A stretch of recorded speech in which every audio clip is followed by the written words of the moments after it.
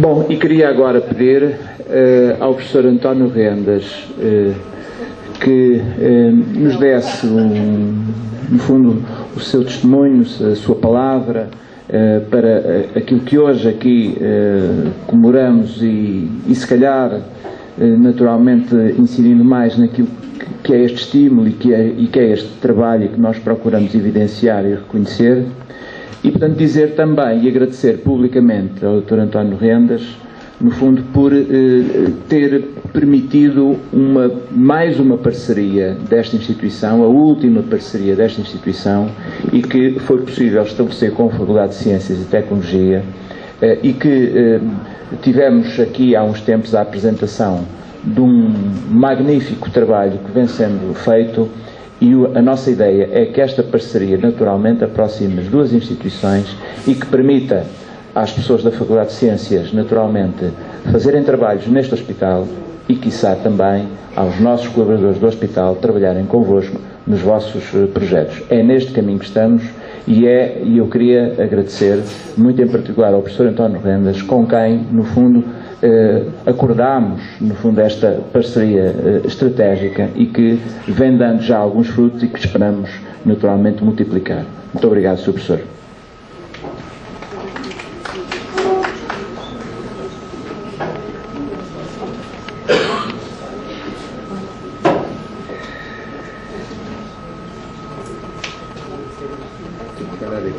Eu queria começar por cumprimentar o Sr. Bispo de Setúbal, Dom Gilberto Canavarro. É um gosto muito grande voltar novamente aqui à sua diocese e partilhar, desta vez no hospital e não na Faculdade de Ciências e Tecnologia, a sua presença, que é uma presença à qual eu me tenho vindo a habituar nos últimos anos, amiga e muito acolhedora.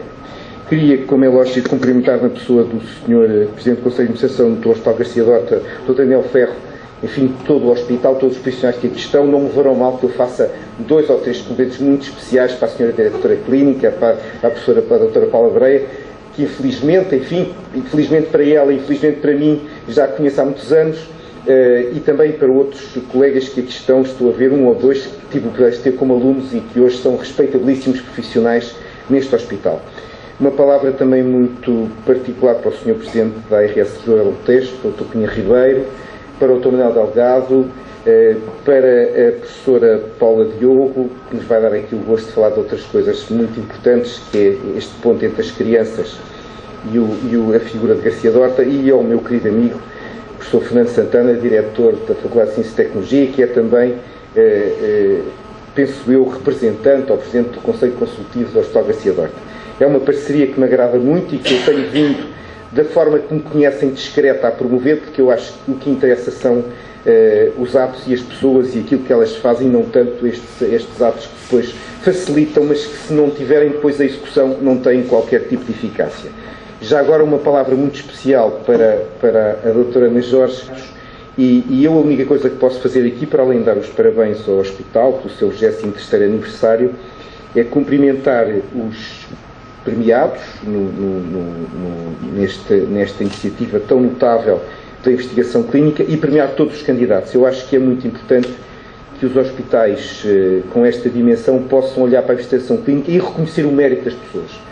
E é nesse sentido que o meu contributo, eu também gosto muito de números e gosto muito de nós termos na nova um plano de estratégia que já vai no 2º ano, ou seja, não temos o plano, estamos a executar o plano, já vamos no 2º ano de execução, com indicadores muito bem definidos, é realmente original nas universidades portuguesas, e portanto eu trago aqui 2 informações acessíveis. Portanto, tudo aquilo que eu vou mostrar está acessível na net. Este documento, que é o diagnóstico do sistema de investigação e de inovação, foi publicado pelo professor Miguel Seabra, foi publicado há cerca de 2 anos, e se calhar as pessoas não o conhecem, mas eu sugiro que o consultem, porque tem muita informação que permite. Há pouco eu estava a comentar com o Dr. Manuel Delgado, nós temos informação, nós não a utilizamos, nós não temos atitude crítica em relação à informação, e quando a utilizamos ficamos, na realidade, às vezes muito agradavelmente surpreendidos, e portanto o que eu vou aqui mostrar é uma homenagem àquilo que tem sido um esforço que tem sido feito em Portugal, não só pelos investigadores básicos, mas pelos professores clínicos,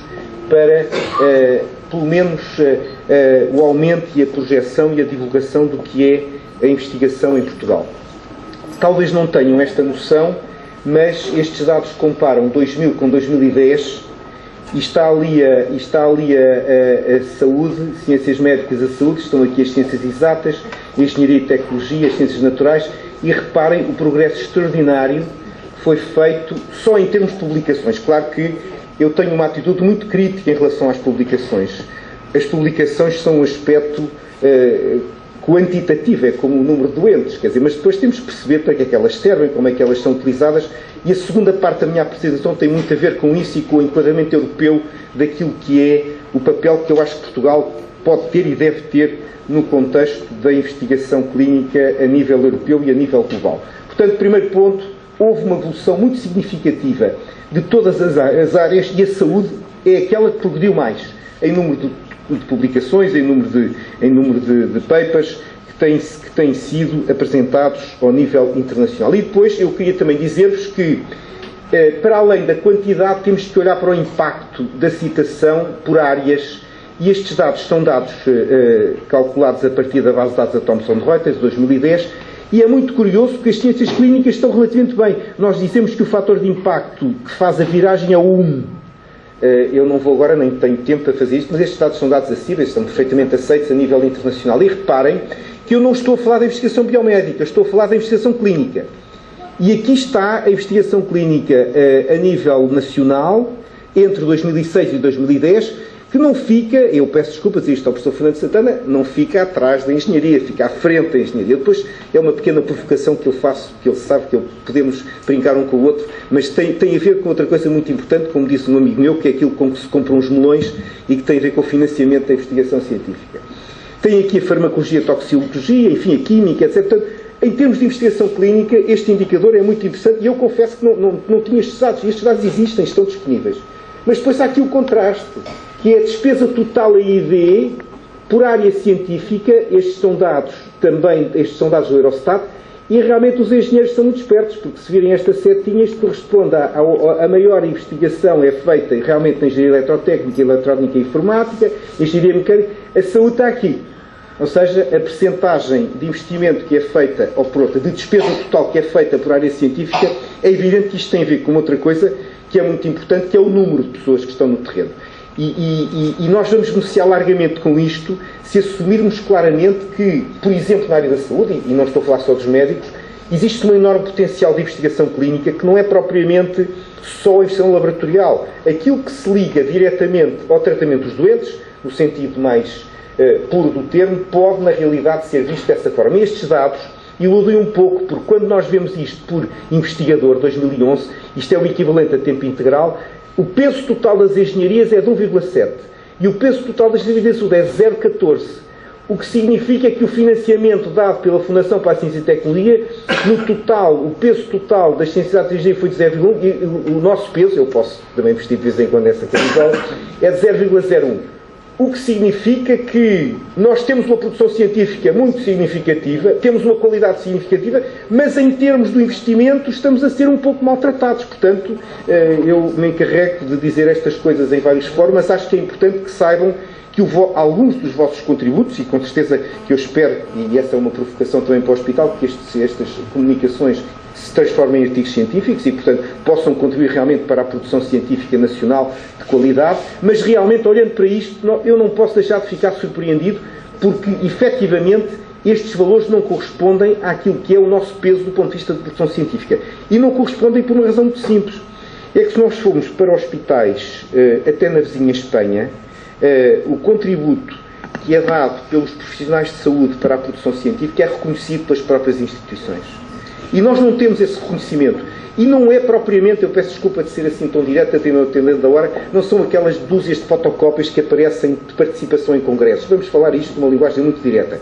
É realmente aquilo que significou o impacto das pessoas para elas poderem produzir ciência. Mas para isso, nas próprias instituições, tem que haver um tempo e tem que haver um reconhecimento daquilo que é a produção científica. Portanto, o grande desafio não está só do lado dos profissionais. E eu tenho a certeza que muita gente que apresentou estes projetos tirou as suas horas de repouso, de lazer, ao seu contacto, para estar a fazer estes trabalhos. Tenho a certeza disso. Já estive desse lado da barreira. Agora, Portugal vai ter que seguir, como dizia o Dr. Cunha Ribeiro, se quer realmente ter este impacto internacional, que é feito à custa do vosso trabalho, tem que reconhecer que não são só os engenheiros, nem os bioquímicos, nem os cientistas básicos que contribuem para o prestígio da ciência portuguesa. São também os profissionais de saúde, e eu acho que isto é uma situação que eu aproveito para dizer aqui, com esta frontalidade e baseada em dados concretos. E mais concretamente ainda, esta investigação clínica que está aqui não é apenas a investigação oncológica nas neurociências, sem ofensa. Eu fico muito preocupado que em Portugal só se dá grandes subsídios para a oncologia e para as neurociências, sem ofensa para essas áreas que são reconhecidas. Mas ainda agora, a Misericórdia de Lisboa, e muito bem, oncologia e neurociências. É que esse grande aumento não foi só aí. Foi, por exemplo, naquilo que é endocrinologia e metabolismo. Isto é a comparação novamente entre 2005, 2002, 2005. As doenças do aparelho respiratório, a nutrição, a gastroenterologia. Houve aqui um esforço muito grande dos profissionais, porque foram eles que fizeram este mesmo trabalho, que permitiram que estes dados possam, e são dados facilmente comparáveis, possam ser publicados desta forma.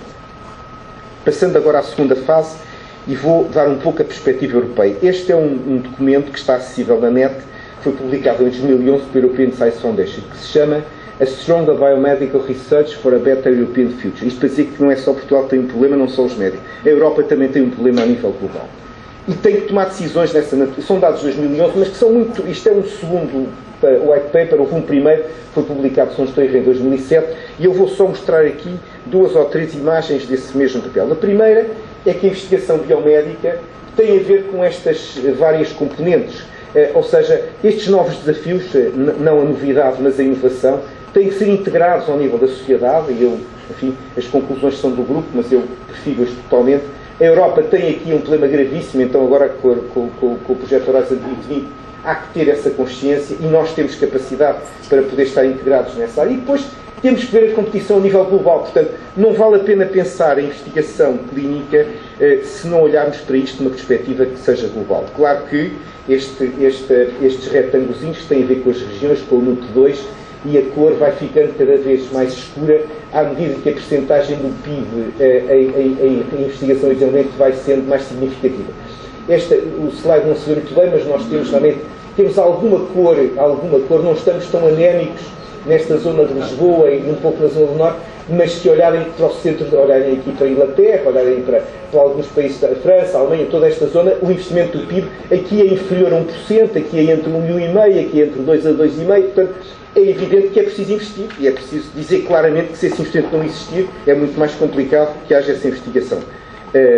Mas há um outro dado muito importante, é que se compararmos agora a Europa ao longo dos últimos 20 anos com os Estados Unidos, com o Japão e com outros países aqui, reparem que a China vai começar a aparecer aqui, reparem que a Europa, que teve um papel de alguma liderança em termos de novas moléculas, novos devices, novas entidades biológicas, está neste momento a perder nitidamente o seu papel. Portanto, não é só Portugal que está numa situação de tomar decisões para deixar de ser importante, eu não diria importante, sequer visível, enfim, minimamente considerável. É a Europa toda que tem este problema, porque isto são dados muito significativos que revelam nitidamente o enorme desafio que a Europa tem para poder avançar. Outra coisa muito interessante, aqui estão os índices de especialização por disciplina.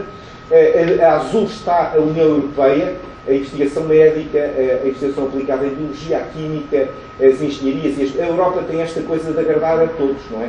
E, portanto, reparem que a China, que está aqui, estes dados são de 2008, já está a fazer um investimento muito maior na matemática, na química e na física. Mas nós temos esta preocupação, e como somos menos importantes que os Estados Unidos, como irão ver no diapositivo seguinte, o índice de impacto ao fim de 2 anos, que é como se costuma avaliar estes trabalhos, cá estão os Estados Unidos a vermelho e cá está a Europa de uma forma mais metida dentro do circuito americano e com muito menos fator de impacto do que os Estados Unidos. Outra coisa interessante, e que está a acontecer ao longo do tempo, é que, apesar de nós estarmos a publicar mais, os países asiáticos estão a publicar ainda mais do que nós. E o que está aqui representado é o contributo, quer da União Europeia a 15 ou a 25, está aqui a azul, e os Estados Unidos na produção total biomédica referida pelo ISI entre 96 e 2009. Mas em relação à Europa, a situação é ainda mais complicada. É que nós produzimos mais, mas somos menos citados que os americanos. Ou seja, O número de citações americano é muito superior ao número de citações, apesar de estarmos a subir, é muito superior ao número de citações feitas para projetos ou trabalhos europeus. Só para terminar, como costuma ser nestes tipos de documentos, eles fizeram uma análise SWOT. E a análise SWOT, eu peço desculpa de mostrar em inglês, tem, como é lógico, as forças, as fraquezas, as ameaças e os desafios. Aqui estão algumas fortalezas europeias, eu não vou incomodar-vos a ler o texto, mas posso deixá-lo aqui se quiserem consultá-lo. Estão aqui as fraquezas, que são para mim essenciais no espaço europeu. Os seres humanos, os doentes, a sociedade não está no centro da investigação em saúde. Há uma enorme heterogeneidade europeia, há falta de motivação e de incentivo, portanto o problema não é só em Portugal. As infraestruturas estão fragmentadas, quase que se aplicava à Península de Setúbal, e o financiamento, há pouca inovação em relação aos investimentos. Há depois imensas ameaças, não vale a pena, a esta hora, a principal ameaça é a hipoglicemia. Há depois as oportunidades, há um papel essencial da investigação médica para a saúde e o bem-estar, não falo só de investigação clínica aqui. Há novos desafios, isto já foi falado, mas eu permito-me só acabar, e peço desculpa de estar a passar rapidamente, porque é uma informação que tem que ser digerida de outra forma, com as conclusões finais do estudo, que eu acho que são verdadeiramente essenciais. E a primeira é a seguinte: os cidadãos e os doentes devem estar intimamente comprometidos com a investigação biomédica. Este compartimento que se criou, e que era essencial há 100 anos atrás, ou há 50 anos atrás, entre os investigadores e as pessoas que efetivamente aplicavam aquilo que era a descoberta ou a inovação, hoje é um fator enorme de limitação. Em segundo lugar, os resultados da investigação biomédica devem ser rapidamente e eficientemente trazidos ao doente. Eu lembro-me ainda do Presidente Nixon, quando na sua enorme propaganda megalómana, que dizia que tinha 2 magic bullets, uma para acabar com o cancro, outra para acabar com o infarto de miocárdio. Lembro muito bem dele dizer isso. E realmente, infelizmente, o retorno e o Parlamento e o Congresso americano está muito preocupado hoje com os milhões e milhões que foram investidos e o retorno que teve em relação aos doentes. Por outro lado, a investigação biomédica deve ser conduzida com alta qualidade, num sistema aberto, honesto e transparente, e a investigação biomédica europeia deve ser conduzida num contexto global e o investimento deve estar aumentado de forma a que a Europa possa ter investigação de grande qualidade, aonde, e tenho imenso orgulho nisso, não é já da minha lavra, existem já investigadores portugueses clínicos de enorme qualidade inseridos em projetos europeus. Temos que os honrar, temos que dar oportunidade e espaço, e eu acho que estes pequenos passos, ao contrário do que as pessoas possam pensar, são extremamente importantes. Eu estou muito empenhado em funcionar em redes quantitativas, redes avaliadas. Estou muito empenhado, por exemplo, em olhar para o sul do país, para as universidades do sul do país. Nós temos uma escola da Universidade Nova já do outro lado do Tejo, portanto temos alguma capacidade de olhar para o sul. Pode haver uma rede de universidades a sul, por que não haver uma rede de hospitais a sul? Eu acho que é um grande desafio e eu acho que o Hospital Garcia da Horta pode desempenhar aqui um papel muito importante. Muito obrigado.